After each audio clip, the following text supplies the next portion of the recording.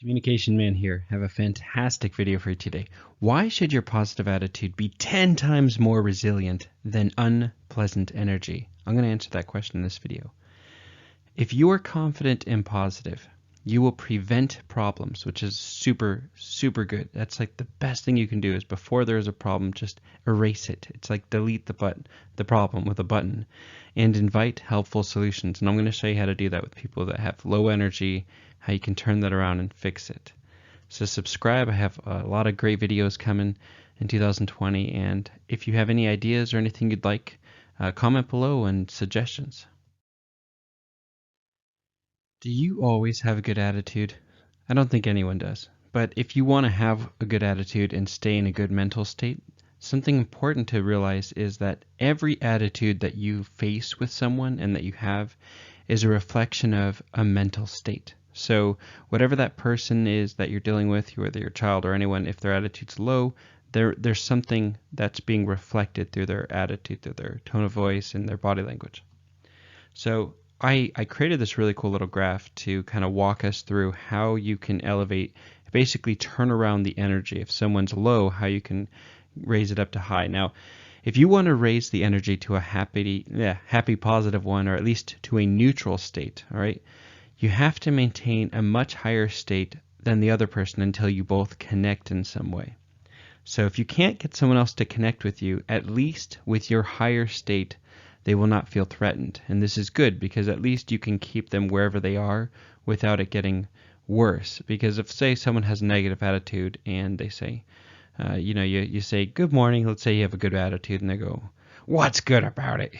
Or, don't talk to me, I'm tired, or I didn't have my coffee yet. You don't have to connect with them, but let's say you're in a meeting and you kind of do need to, and you don't want it to be as grumpy as they are. Well, let's say the whole time you can't raise them up, but at least you staying focused and saying, hey, you know what? I love coffee. I get it. You got to get your coffee in. You just keep it where it's positive. They're not going to feel threatened by you. But let's say you come in and you're kind of negative, or let's say you're positive and you don't like the response and you're kind of angry at them. Maybe you're taking it personal. And you say, well, yeah, it looks like you need it, right? And you see how quickly that can go to high to low and to extremely low to basement low, and that's where you can run into trouble, those little petty fights. And that's the problems I was talking about we can prevent by not matching their state. Okay, so step one is negative energy, right? You encounter someone that has negative energy. Now if you have negative energy, because you control yourself 100%, you can choose a different state. Now it's not always easy, but it is easy in the sense that you can do it. So if you meet someone and they're grumpy, like this funny picture of this cat, it looks like it's got this old man grumpy mug face, like, what are you looking at? And if you don't want to stay on their level, or you don't want to go down to their level if you're in a higher state, let's look at this other picture that popped up. There's a huge skyscraper, okay? They're at the very bottom of the emotional scale, okay? From 0 being negative to 10 being as positive and happy as you can be. So there's a picture right now with a finger on an ignore button. Okay, so when you see that person and you come across them, you can't allow your energy. Let's say you're on the middle floor or the top floor of that building, as far as you have a healthy, positive mental state. You cannot allow that to go down to where they are. Okay, that's how you create more problems and more frictions, because two negative people are going to create a big fight. Okay, or at least they're going to be more miserable. So what you have to do is you have to pretend as if you didn't even see their grumpiness. Now that doesn't mean you don't respect them if they're not having a good day. You don't try to force them to have a good day or anything, but you keep your energy where it is. And that doesn't mean you be fake nice, like, oh, everything's great. It doesn't have to be like that, but you're confident. And their bull snap, their bull garbage, or whatever you want to call it, isn't going to stink on your parade. They throw it near you and you get a bucket, you scoop it up and you throw it in the trash. You're not allowing that to ruin your day. Does that make sense? So your attitude, your higher state, is going to be the attitude, the elevator. I call it the attitude elevator. It's what's going to help you raise them to match you, or at least go even higher. So how you do that is what I was talking about in the very beginning. You remain a positive state. And there's something important you can do is, do you see the picture that popped up? There's a guy and it looks like he's kind of jumping on ideas. They look happy, yellow, bright and positive, like kind of going upwards to the clouds, the sun. Well, what you can do is, if someone's in a negative state, they're going to look at everything kind of negatively and, pessimistically. So if you're trying to get things accomplished, sometimes you need to be constructive, but you don't have to be just full of, just grumpiness, right? There's a way to approach stuff, even if it's not right, with positive construction, good optimism.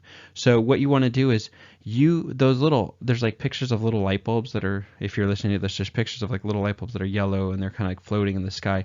Well, what you want to do is help someone get to that higher floor with you by jumping on these thoughts that lead to better attitudes. So they can say, "Oh, weather stinks." You can say, "Oh, well, you know what? It's a good thing we're in a car. At least we have air conditioning, or at least we're in a nice building." And they go, "Oh, well, the building here, the air just it's all recycled and you can't breathe." Well, that's something that's true, but hey, at least, I don't know. Even you don't have to keep going forever with this, but the point is you don't have to match it in the sense that you don't have to be like, yeah, it does stink, whatever. You can be like, well, you know what, hey, let's get some fresh air, open the door or something, open a window, or let's take 5 if you need it, and what you can do is kind of ignore that, because if you already know it's not really going to go in a good direction, bring up a different question that's going to go more positive and constructive. And that doesn't mean you're Pollyannish. You're just intelligent and you're guiding the conversation to somewhere productive. So if they say, hey, this we're behind on these reports and no one's doing their job and everything's getting backlog, we can say, okay, that's really important. We need to address that. Who exactly is not delivering, and is there something we can do to help that? See, you just like took the negative and then you turned it into something that we can fix, right? And so that's what leaders do. They don't dwell on the nonsense. They just try to figure out, okay, what do we need to do about the nonsense? How do we get rid of the nonsense? How do we bring clarity to a confusing situation? So there's a beautiful picture, if you look, of this yellow, bright, optimistic, happy-looking air balloon, okay? And I love this picture because it's in the clouds and it's like high above the land and everything. That's where you can decide. It's like you're looking at that high rise in that photo that I put down there, and you're deciding, I'm going to stay at the top floor. I like the view up here. It's better. It feels better. You get to see more, and it's more power. And float above the cold negative energy on the ground.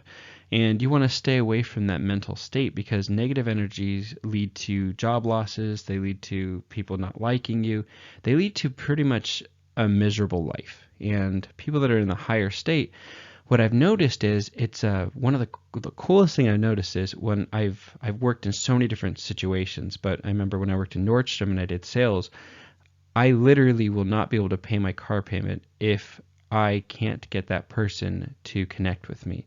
I have to sell a lot of product, a lot of clothing, a lot of shoes to to basically pay my bills, right? So I can't think about me. I have to think about the other person. And this has happened so many times where someone comes in and they're in a grumpy state. They lost money when I was in Vegas.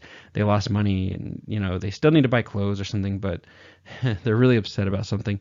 And I remembered in the beginning, my sales were kind of bad because I would match whatever their energy was and go, oh, that's terrible. Oh, you don't have a lot of money. And then show them shoes that were like kind of on the cheaper end. And it really wasn't a good strategy because they were kind of more grumpy. We just kind of focus on the negative.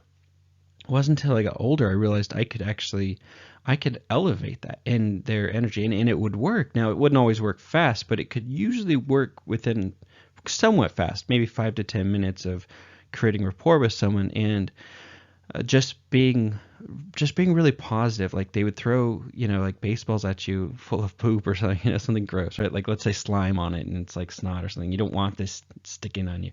And it's like you just dodge it. You just ignore it. You move past it. You don't let it hit you. And then you get back in there and you say, hey, let's toss a ball with a clean ball and try again. Let's throw a clean ball basically. And it's like basically an invitation through your questions and your body language. And I've also noticed this too. I've observed a lot of basically interactions in restaurants and stuff. And I've also, when I was in college, I worked in an Italian restaurant, and I realized this too. It was interesting if I didn't have good energy, and I don't mean just like smiling, the polite, normal, courteous things that you do, but if like my real deep energy was, let's say, so I got stiffed and I was really upset because worked really hard and you're not making anything, and people are kind of abusing you, taking advantage of you, right? So if I let that affect the next customer and the next customer, I noticed my tips for that night would be pretty bad. And I realized I had to decide, even if it was a horrible night, like it started off bad, right? I had to decide that I'm going to stay on the top floor and be nice to people, even when I really didn't feel like it. And the nice thing is, interesting enough, it actually started to work. And I remember people that I thought were like really grumpy or really mean would actually become open and kind, and eventually, like after a couple minutes we create some connection, they would be friendly and they would open up, and they actually turned out to be very nice, and they liked me, and it was genuine, it wasn't fake. And I was like, I remember I was thinking in my mind, I'm so happy when they started kind of barking at me, I want this, I want that, and that I didn't allow that to create the direction of our conversation. I ignored that. Hey, like I said, look at that button. Press the ignore button in your brain. Ignore the grumpy cat, and you want them to be smiling. We want to get them to a happy state. Sweet. So now we're at the 10-second takeaway. It's how I leave the videos, and it's a really good way of summarizing what we just talked about, and something that's easy to remember, and you can apply it and take it with you. So remember, comment below what topic you would like help with. If there's something you're curious about, whether it's communication related, pretty much everything is related to communication in some way, indirectly or directly. And subscribe. I got a new video coming out all the time, and I want to help you be a better communicator and also just enjoy life more. And if you have clarity and you're thinking about communication and also like how we affect each other and our mental states, you're going to feel better and you're going to do better in life. So today's 10-second takeaway, here we go. I ignore your crabby attitude and enjoy a higher altitude. All right, so what is it? It's I ignore your crabby attitude and enjoy higher altitude. Okay, so I'm going to say it a couple more times to get this in your head. So say it with me. I ignore your crabby attitude and enjoy a higher altitude. So remember, I ignore their negative energy, their negative mood, their grumpiness. You act like you don't see it. Just press the ignore button, okay? And enjoy your higher altitude. Stay up in your hot air balloon. Stay up in the top floor of the high rise. Enjoy the view. Now, if they don't like it, that's fine. They can do whatever they want. But you do what you got to do, all right? And that means you're going to enjoy the ride, okay? You stay healthy and mentally happy where you want to be. So I ignore your crabby attitude and enjoy a higher altitude. Again, say it with me. I ignore your crabby attitude and enjoy a higher altitude. All right, one more time. I ignore your crabby attitude and enjoy a higher altitude. All right, love you. See you next time.